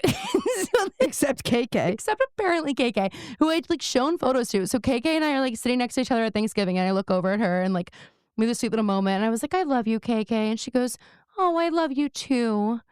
So, but what's going on with your face? I was like, well, oh, my gnome mushroom makeup. She goes, do we need to take you to the doctor? It had like faded, so it literally looks like I just had like red rash with like white spots. She was like, holy shit. KK is like getting up the courage to mention to me that like there's something wrong with my face. And but what's going on with your face? so funny. Anyway, okay. Jenny comes home with a dress. She's like, oh, this was a thank you gift from Blair. It's an Eleanor Waldorf. And then she goes, hey, is the farmer's market open? No, she walks in. She goes, hey, how's the song coming? And Rufus goes, I think I need more coffee. More coffee. Need more coffee. Need more coffee. These fingers aren't moving as fast as they used to. So they're gonna go to the then they have this whole market. comment about the dress, and she's like, "This is why you don't wear dresses." And he goes, "Among other reasons." And then she brings up the farmer's market, and he's like, Yes. "I thought you didn't want to go anywhere with your loser old dad." You're She not goes, too "You were cool embarrassed to be once." seen with me? And the 90s are so back. So we're at the buffet line. Breakfast looks fucking amazing. Nate gets Serena's attention across the room and is Wait, like, Dan let's goes, go talk. I don't know about his ability to raise children. Child rearing? But Bart knows brunch. And it's like, hello, this is the Upper East Side. Everyone Serena looks knows at Dan and brunch. might as well say, I have to go. And she makes an excuse to go talk to Nate. Chuck is staring at Dan. They have like a stare off. And we finally meet Bart Bass. And he honestly is giving like maybe a dad who cares about his son at least a smidge in this scene. Yeah, Because he asks Chuck about his black eye. He's like, are you in trouble? Chuck's like, only of my own making. Again, thank you for acknowledging. You did this to but that yourself. pisses Bart off. He goes, I do all of this for you. This party is for you. I want you to network. I want you to meet people so maybe you can fucking do something with your life and make some change. And we have a hilarious little moment here where Chuck is like, okay, blah, blah, blah. And then he says something about rehiring the statue girls. They've been hired before. This is not their first gig with the Bass family. Because he's like, why do you think I do all of this? And Chuck goes, oh, well, I just thought it was for the open bar and rehiring the statue girls. Yeah, I love that little, it's like a hilarious little thing. Like, these are their favorite thing to get for brunch, I guess. Every brunch, these women are here. And Bart says, Lose a scotch. It's barely noon. And I wrote here too, I thought brunch was at 2. Maybe he means it's like barely past noon. And like, maybe. that's even too early to drink. But I'm like, it's fucking brunch. The Maybe scotch say, is like- a little much. Yeah. Let's Like, just get a sorry, mimosa. I don't think we need any brown liquor Agree. before the sun goes down. Brown liquor. Unless you're Taylor. Dan Humphrey goes like this. I can make deals with the devil because my dick's bigger. I did almost, and I hate this term, so I didn't write it in my notes, but I almost wrote like Nate and Dan's whole thing is like a dick measuring contest. Totally. Until they become besties. So Nate and Serena are talking like right outside the brunch. And Nate's like, I need to talk to you. Serena goes, actually, I need to talk to you, which means you can listen. Okay. Fucking loser. Oh my God. He hands her like an old fashioned, like secret garden-esque key. And he's like, the key to Chuck's suite. Just Guys, talk. Hey, just to say, it doesn't Insane. look that old. It's Well, just it not doesn't a look key like card. a hotel room key at all. It looks like it's the key to my a house. wrought iron. No, it doesn't. Yes, it It does looks because like it's a prop key. no. It was like a metal key, like a silver key, Yeah, like like one of for those old timey No. one. Yes, Phoebe. No, Yes. it wasn't. Because the same key that Chuck Okay. hands to Blair, it's like a house key. Not the one that Nate has. I'm telling you, I will prove it to you. I'm telling you. Okay. So back in the brunch, now Phoebe's seething again. Great. I just got her in a No, good mood. I'm Now not. she's Caroline just curious. actually made that up. That I'm seething. Okay, I know I'm a whore, but I am not a liar. and you know that. But you 'Cause we can't both be are. one without the other. So true. So the Captain Archibald is complimenting Blair, asking about her mom, of course. He wants to talk business. And Nate comes up to like have a sweet moment, get Blair a refill, kiss her head. And Captain follows Nate. He's like, I'm really pleased with the Blair situation. Introduces Nate to somebody who's like got a good, summer internship thing going. At which point Chuck comes to Blair. And Blair's like, I'm fucking pissed at Serena. I told her not to come here. And he goes, oh, are you worried about Nate? And this is where Blair finds out that Chuck knows as well. So who else fucking knows? And Chuck goes, I know you know everything. you know what you need to do to get his attention. And then Chuck gives Blair a key to his suite. He goes, here's the key to my suite, Nate's heart and your eternal happiness.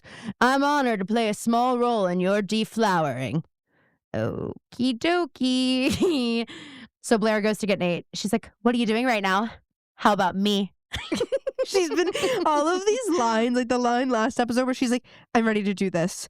It here Yes, now. yes, I'm like, okay, these are lines that Blair's saying to herself. This is her sort of bathroom mirror, being like, what's the hottest thing I could say? Practicing in her lingerie.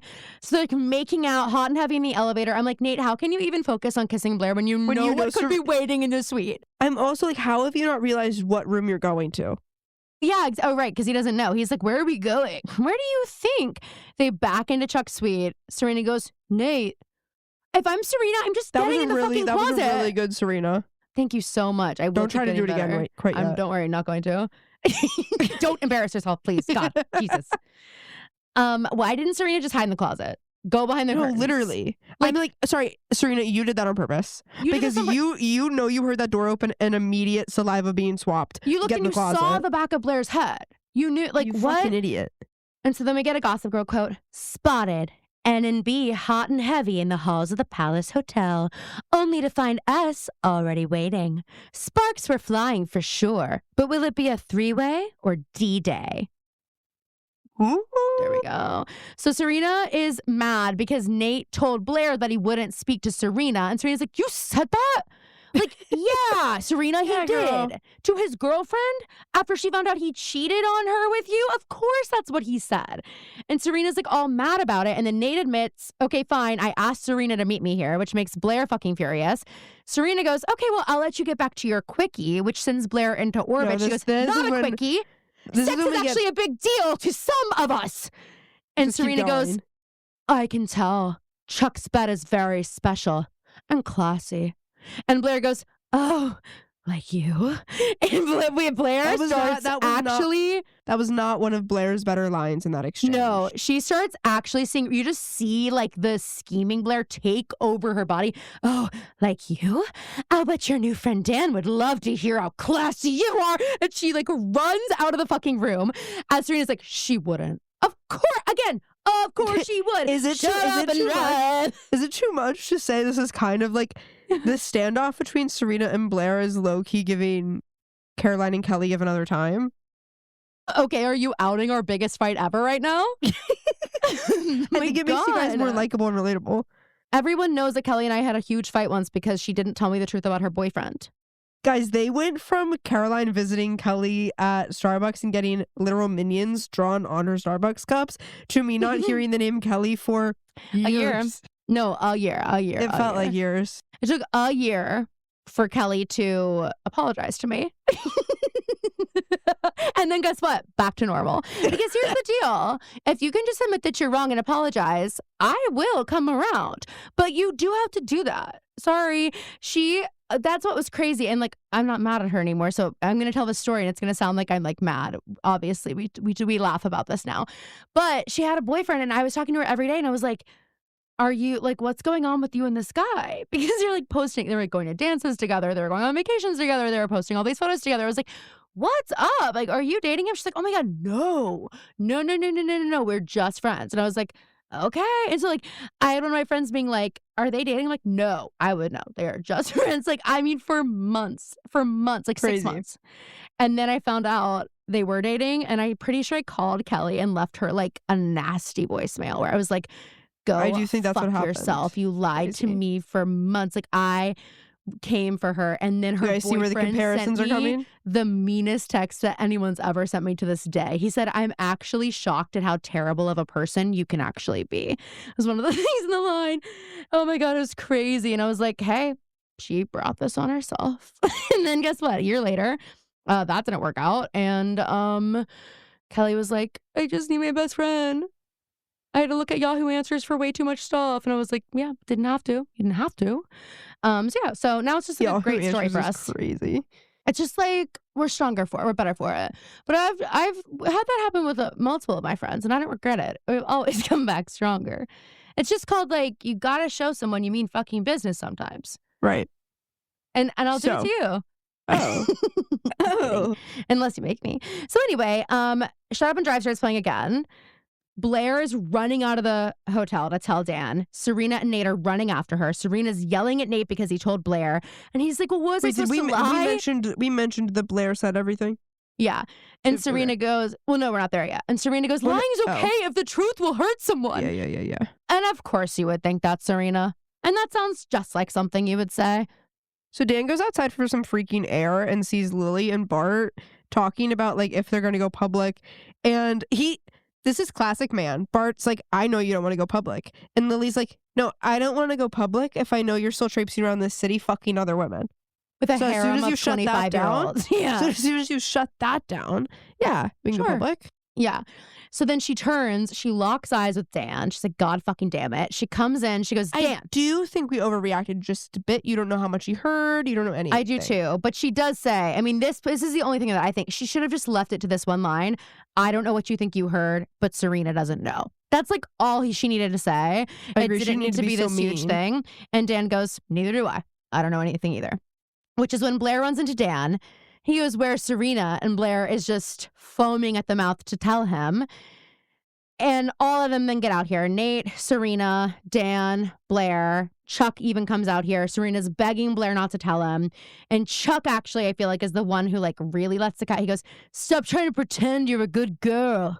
So you slept with with your best friend's boyfriend. I kind of admire you for it. I do love the difference between Pretty Little Liars and this, and that like Caroline has to do a voice for every single character in this show. When but my Chuck, how was I not going to say, stop trying to pretend you're a good girl? How was I not going to do that? Like, hello? I think we're all better for it. And then Blair goes, then she ran away and lied about it.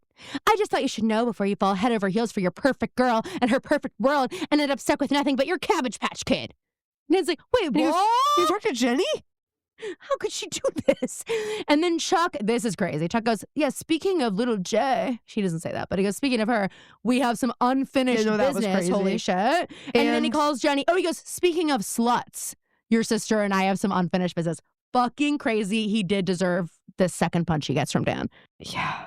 But I do just think, Blair, hey, Dan, the smile on Blair's face, she's like, if you want to be in Serena's world, I think we got to learn to punch with our words, not our fists. No, exactly. These people are very good at punching with their words because they love that you did this, Dan. You did exactly what honestly Chuck and Blair wanted you to do. You've confirmed to everybody in the room that you're not fit Brooklyn for this trash. World. You're Brooklyn garbage. Trash, my guy. Just like Chuck said earlier, go wait outside on the curb with the rest of the trash. Something. I thought I could smell the Brooklyn Bridge wood on you. So then the entire brunch gets silent. Dan looks around and he goes, by the way, not even invited. By the way, not dressed. He goes, Chuck is a jerk, but it's my fault and I'm leaving. Like, this is Chuck's brunch.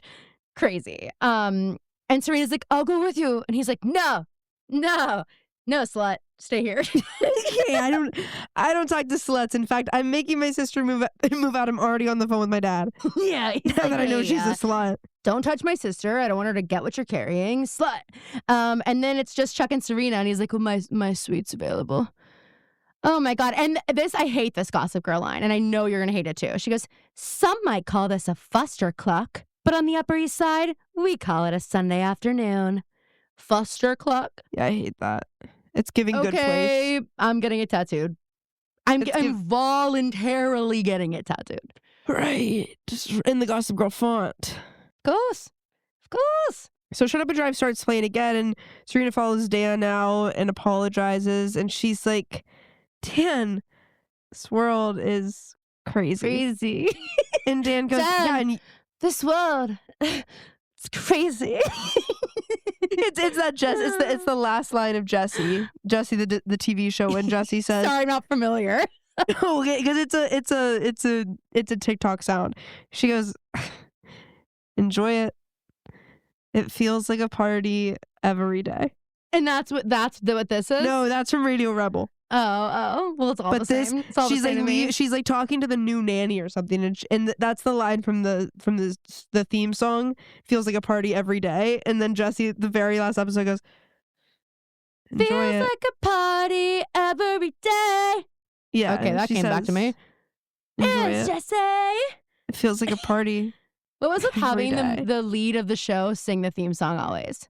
I kind of loved that. Everything is not what it seems. I loved that song. That was my fave, except for you get the best of both worlds, obviously. I liked that one. I did not like The Sweet Life. This is the sweet life.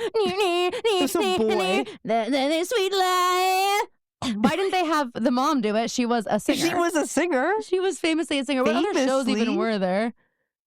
Because it's fill out the future. 20 seconds to remain. Dude. Okay, that's a Raven. It's so Wait, did Allie sing the It's Fill the the future I can see. I love What? that one. Did Allie or AJ sing the Fill of the Future? No, it was a man. When Sexist. I went to the Allie and AJ concert in Pittsburgh, I saw 2 girls dressed as the cowbells. That's It good. was so cute. Allie and AJ, sorry, I liked your first potential breakup song better. Me too, but their new music is really good. That song, I was like, what a rush. This is real music. Imagine hearing it live for the first time. I couldn't believe it. we got the privilege of hearing it on Disney Channel too. Crazy, It was like when there was a really good Disney Channel song that played as a commercial. It was like, this is epic. When it was like the music video instead of a commercial. It was like, low-key MTV for kids. What was that one that I love? Into the rush now, you don't have to know how. No, what? Yeah, that's one of their songs. I know, but there's another one I really liked. Anyway, whatever. Doesn't matter. It doesn't matter right now. We're working. So she's like, this world is crazy, Dan. And Dan every time the camera like, goes to her hair is like in a different position. This world. That's like if crazy. SNL did a Gossip Girl sketch, and that's what Serena would do. Her hair would be in a different position every scene. And I love Dan. Says, yeah, and you're in it. You're part of it. Why is this giving Dorchester dad talking and you're to part of it. Dad talking to, he's in Garvey Park. He's talking to a girl who like once Wild. Wait, imagine it's actually roles are reversed. Dad's the Serena. Dan is some other girl. This Wild. No, crazy. And you're part of it. What are you, fucking owl? Guys, can someone go back and count how many times Caroline has said that in an episode of the podcast? What are you, fucking owl? Oh my god. I'm sorry, that line was improvised. I know, it's crazy. And also I do She love was 22. because that's the first American accent she ever did. Every American accent she does has a little bit of always will have a little bit of a Boston. I couldn't believe how good that accent was. And when I found out that she was 22 years old and Australian, I was like, that cannot be true. I mean, I do think soaps are the best training ground for actors because that's where she learned to do her one single tear, and that really helped her in Babylon. True. It's a lot easier to be big and pull it back than to get like a lot out of someone. And I feel like soaps, it's like a lot. So I feel like if you can do soap acting, we can scale you back. But like you really do, if you're good, well, there are some really bad soaps. I'll never forget this one soap I saw. I was at Nana's house and Nana loved soaps and she had it on the kitchen TV. And this girl like killed someone. And I remember her mom was in her room looking around for something and she opened her jewelry box and she found wrapped up in paper towel like this horrible looking like wire and it had blood on it. And I was like, oh my God, she made a makeshift knife and killed him with that. And I never forgot it. So anyway, wait, I thought you were about to talk about the acting prowess of the person in the scene. No, just a that scene. story really stuck with me. So Dan, when he says, and you're part of it. She goes, and you didn't know that? He thought, his mistake, he thought she was different. And she goes, well, I'm sorry, I'm not who you thought I was. I'm trying to change. And if you can't accept that, you're not who I thought you were. We both made mistakes. And then she walks away. He walks away. He turns. Nah. He walks away. She turns, sees him walking away. Oh, it's over. It's over. Rufus and Jenny come home. Dan's sitting all alone. And he's like, yeah, I found her. Found her and I lost her. And Jenny's like, and I found her too. Oh, wait, shoot, we're sad. I mean, I found the clover hydrangeas. She walks in with green hydrangeas. Oh, that's why you wanted to go to the farmer's market, little Jade. And also because you found out that these aren't in your budget, but they might be in Rufus's. In Rufus's. Yeah, the 90s are more back about your after family all. than I was anticipating. So true. By the way, hey, didn't see your name on the 30 under 30. You okay? Didn't see yours either, you bitch. You know, I'm 30, so I can't be on it, famously. And you know what a relief.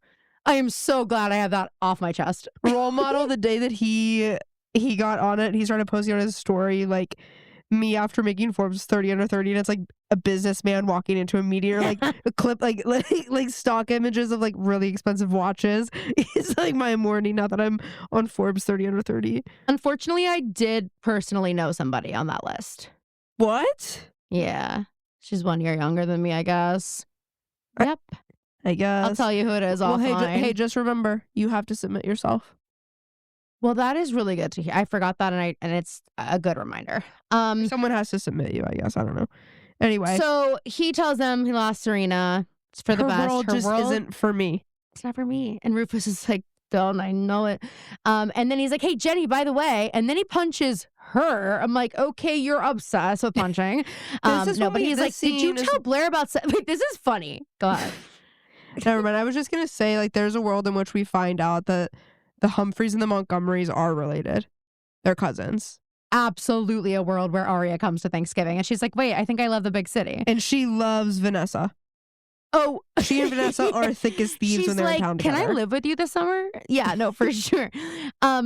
This is funny though, because Dan is like, did you tell Blair about Cedric? And Jenny's like, it might have come up. And he goes, Jenny, you can't trust these people. You'll tell anyone anything. I'm like, okay, Jenny told Blair something like so intense about Jenny, you can't trust these people. I'm like, okay. And then he compliments the flowers and she goes, thanks. They're hydrangeas. Oh. I think next episode is I'm Your Sister. It's what I do. I fucking hope so, because I can't wait much longer. It's early, right? It has to be, because little J doesn't say little J for too much longer. So Nate and Blair laying in her bed. We get a lot of scenes in the show of Blair laying in bed with a man like this. And Nate says, look, girl. Girly, we either try to move on or we end it. Or we done. Or we're donezo. And he's like, crossing his fingers behind her back. Ooh. But not so fast. She grabs his hand. Yeah, he puts his hand on her shoulder and she grabs his hand and we see her beautiful ruby ring. And her pearls, of course. Dan climbs onto his fire escape and we get our final Gossip Girl moment. And it goes like this. Well, Serena's mystery man is a mystery no longer. His name is... Oh, who cares? Now that he and us are over, so are his 15 minutes. But his sister Jenny was spotted with a new dress gifted from Bea herself. Everyone knows an Eleanor original is the uniform of Blair's private army. But will Jay be a loyal soldier, or will she side with S's rebel forces? As for S herself, we hear that she left today's brunch with no friends, no boy, and nowhere left to run. Oh, my God. That was turning into Moira Rose there at the end. And isn't it always? During this, we see Jenny putting on the blue dress that Blair gave her and staring at herself in the mirror, pulling her hair up, quite pleased with her appearance. And she should be. She's stunning. And Serena's just walking down the road, deleting pictures of that song her Blair. Is playing. I'll give me something to believe, 'cause I am living just to breathe. She takes her phone. She's like looking at pictures of all her friends. Throws it in the trash. Crazy. Throwing her phone in the trash, and you don't even have a reaction right now? She threw her cellular device basically in the ocean. Yeah, she did. This is the equivalent of that. Modern equivalent. This is one of the most iconic scenes in the whole show. She's like, she's in like slow-mo. Yeah, she is. And then we get, so give me something more. And Dan is sitting on his fire escape still, and it goes, looks like the ultimate insider has become a total outsider. It's your move, Serena, and you know who'll be watching. Gossip Girl. Choose. Guys, that I guess is how we're going to be ending episodes from now on. Well, that's what the music does, so. And I have it memorized because I used to fall asleep when I had my broken leg, and I owned all of Gossip Girl on DVDs, and I would play it, and then I would fall asleep, and then I'd hear... Well, do you remember when we had like Pretty Little Liars on DVD, and when we went to Charleston, I think we probably told the story, we stayed in that condo, and we would watch the box set of that. My senior year of high school when I applied to the College of Charleston. Those beautiful beds. That wasn't Everyone Got the Flu. Yes, it was terrible. But we were watching that, and I was listening only to that music, and I was like on that little balcony we had in the hotel room, like, oh, it just takes a minute for my world to come crumbling down. I was like, am I going to go to school here? My world's coming crumbling down. All right, would you like to read the synopsis for next week? Let me pull it up. Yeah, do that. By the way, I had a big lady in a movie moment yesterday because as I was stringing lights on my front porch, I was like, God, these are getting everywhere. And I wrapped them around my neck like a scarf. And I was like, no, you didn't. Okay, lady in a movie. And then after I like practically froze my fingers to the freaking bone, wrapping it all around my house, guess what happened? I accidentally ripped the wire in half. And so now none of them will work. Yeah, that happened. It was bad. And I'm laughing now, but I wasn't laughing yesterday. Okay, go on. Oh my gosh. Poison Ivy. It's Ivy week, and competition for the best placements is fierce. Blair discovers a juicy secret about Serena and plans to use it to her best advantage. Elsewhere, Dan is sure that his future at Dartmouth lies in landing the coveted usher position with the rep, and is shocked when a disinterested Nate gets the job, while Jenny gets closer to Serena's younger brother. So this is the episode. This is a particularly bad episode for Blair. Wait, not yet. I don't think it is it? They're at that brunch at the end. That's because that's a secret she thinks she's found out about Serena, is about Eric. Okay, maybe, yeah. I do love this episode. It begins with G-L-A-M. Yeah. I was like, why is the choir like this? That's the thing they play on Netflix. Netflix. Yeah, so but good. Also this is the field hockey episode. Up in the sky. Oh my God, I love that. Also talked to my friend Tara about that a little bit. Okay, anyway. All right, you guys. So that's the up. Hope you're enjoying this ride that we're on together. Next week, we are going to have our first Tuesday Gossip Girl episode. Very exciting. So you're going to hear us diving into the pop culture moments of these first two episodes. Ones that were referenced in the episode, but also the ones that were just what was going on during this time in the world that could have influenced this. We're going to go through the songs that were played. We're going to go through the fashion. We're going to talk about more things we want to dive into with the show. If you have anything you want to hear us talk about, anything you want us to chat about that's topical on these first two episodes, send us a little note, drop us a line, we'll include it. And if we're on your Spotify Wrap, you better freaking post it. Bitch, you better freaking post it. We want to see it. We should have made a video. I know we should have. Taylor made one. Why didn't we? We did have over 5 million minutes of listening, which is low-key crazy. I got one from Pod Save America. Yeah, so one of my friends has a really, really popular Bravo podcast. I'll just tell you what it is. Bravo by Betches. That's my friend Dylan, who is the host. And he has a big podcast. He has big Bravo names. And he posted that he had 9.2 million minutes of listening. And I was like, wait a minute. Not ours being not that far off from that. Yeah. I mean, low key. I was like, bingo. Oh God, that's so many. And then I was like, wait, we're over half of that. And we don't have Bravo stars on here. So heller. All right. Anyway, guys, hope you're enjoying. Thank you so much for listening. We would love to see you on Tuesday. If you're missing pop culture, head over to the Patreon. It's all there, babes.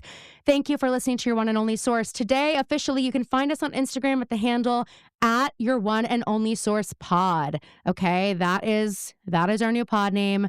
If you want to listen to the Pretty Little Podcast episodes, they're still going to have the Pretty Little Podcast title.